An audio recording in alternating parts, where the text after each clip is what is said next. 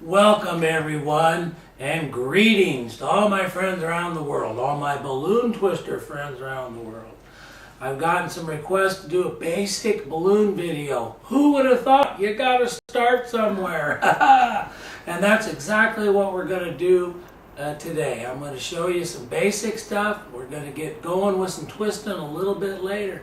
But first, my good friend Brent has asked me to include how do you tie a knot in a balloon.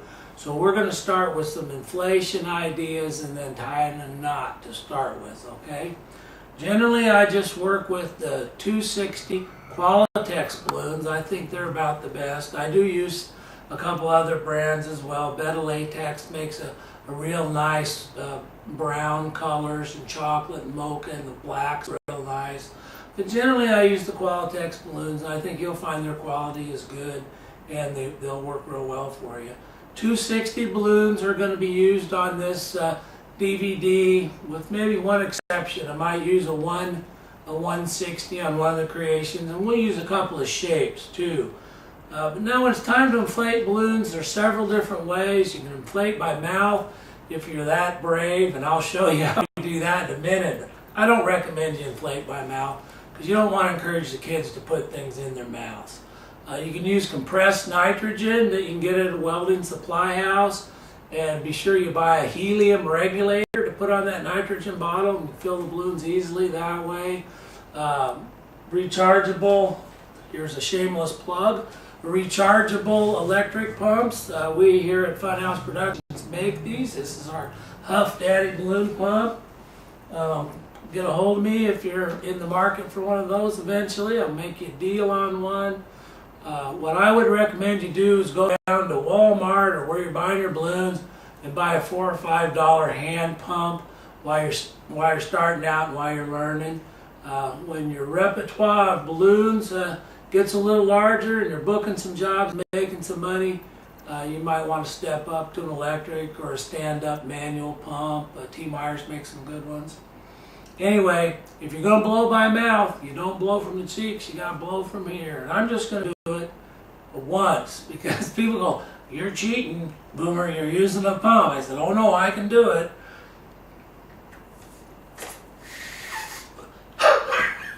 But I don't recommend it. Okay? Now, I'm going to have my wife zoom in on this, because I'm going to show you how to tie a knot. I only tie a knot around one finger, but I'm going to show you around two because it might be easier. Take the nozzle end of the balloon and wrap it around both fingers. Okay, and I'm going to stretch that out so you can really see it. You take the nozzle end and cut through that hole. See? And do that again. So we've created a hole here. We're going to bring the nozzle through here. Okay? Slip our fingers out, pull the knot. Now when I do it, I just do it around one finger the same way. If you do, hopefully that wasn't too low for you. If you do two fingers, it gives you a little bit more space, okay? And if my fingers get tired or sore even sometimes when I do so many like at the fair, I'll switch to the second finger and tie for a while, or even the third, okay? So there's some ideas for you. Now when you inflate a balloon, no matter what method you use, always release a little air, okay? I'm just going to inflate another one and show you exactly what I mean. Okay, I'm going to make a sculpture with this balloon. See, I've just inflated it. Now I'm going to burp it a little. Let a little bit of air out. Then I'm going to tie the knot. Okay, by releasing a little bit of air, it makes that balloon softer. So when we start to twist it, it's a little easier, it's a little more forgiving, it's not as tight, okay? Remember that when you're sculpting balloons. If you inflate them a little bigger than what you're going to need, then release a little air down to the size you want, it'll be softer and easier to work, okay? Let's just take this balloon because it's handy.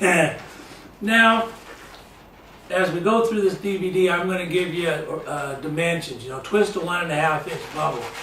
So I'm right-handed, so I like to twist with my right hand, then I'll hold with my left, okay? So let's hold the balloon and twist, say, a 2-inch bubble, okay? Now the part I'm twisting, I like to make at least 3 complete revolutions with that. That helps ensure that bubble won't come undone. But now, if you release that end, you see it does come undone. So until we lock the balloon into place, we have to always hold on to it. So let's twist that, 1.5-inch bubble there, 2-inch bubble. Now let's twist the second one. And it's important to remember, 3 times around at least, and always twist in the same direction. So if you're always twisting clockwise, say, you don't want to go counterclockwise, because then that bubble's going to come undone immediately. You always want to twist in the same direction. Now if I let go of the balloon now, both of those would come undone. But if we fold those down alongside each other, and grab the knot end and just twist it around the base of the second one, that locks them together. That would be a lock twist, okay? 2 or more segments of balloon twisted together at the ends. I could show you that. We could do 1 section, 2 sections, 3. Oh, let's go wild, shall we? Okay, we'll make 4 sections. Now if I bring those ends together and twist them, no, we're not making anything out of this. I'm just showing you. But that's a lock twist, okay? However many segments you got, you put them at the end, they lock together, okay? Now wasn't that fun and easy? Let's do another one. Oh, I'm going to change colors now. Ooh, almost got one got away from me. Wow. Now that was a lock twist, okay, where we twisted segments and put them together. Now I'm going to show you a fold twist. Where we don't twist the balloon at all. Let's just fold it down and then twist. Okay, so now we have a loop, and we've twisted it around itself. That locks it into place. Okay, now here's something that we will use in the DVD, and which is it's a roll through or a roll over. So I'm going to take this end here and I'm going to roll it through this bubble here. Okay. Hopefully you can see that. I'll give it to you from the front. So I'm just going to push a little pressure on the back and bring it through. Now we could put a couple eyes there. That'd be a puppy dog head, wouldn't it? But I'm getting ahead of myself. That's a different section, okay? That was a full twist and then a roll through, okay? Wasn't that easy? Aren't you glad you decided to become a balloon artist? I know you are. Oh, gotta grab a new balloon. Hey, but you know, before I do that, I want to show you a couple of shapes that we're going to use too. I'm going to show you an uninflated one. This is called a 321Q. Now, if you're interested in how they size balloons, the first number of the balloon, in this instance, a 321, 3 references the diameter of the balloon. 21 references the length of the balloon when they're fully inflated, okay? So this is a 321Q, and Q references the manufacturer, who is Qualitex, okay? So if you want a B, I call these B body balloons, it's a 321Q, okay? And the same went with our long sculpture balloons. These are 260Qs, 2 inches in diameter, 60 inches long when fully inflated. Those come in other sizes. Wait a minute, I'm getting notes here from the back. Yes. You want to show that black tip against your blue background. Oh, I'm going to show this. I'm sorry. That was a good tip.